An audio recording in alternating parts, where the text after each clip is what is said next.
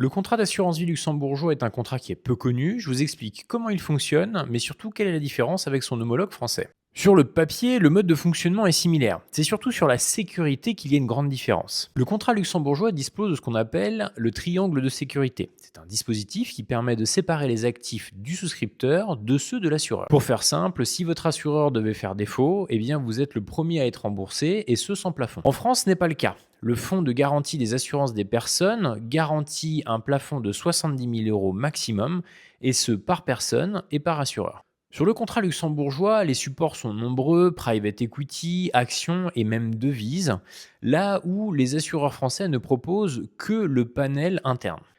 Contrairement à la France, les contrats luxembourgeois ne sont pas saisissables dans le cadre de la loi Sapin 2. Bémol et poids d'intention, certains contrats luxembourgeois possèdent des fonds euros.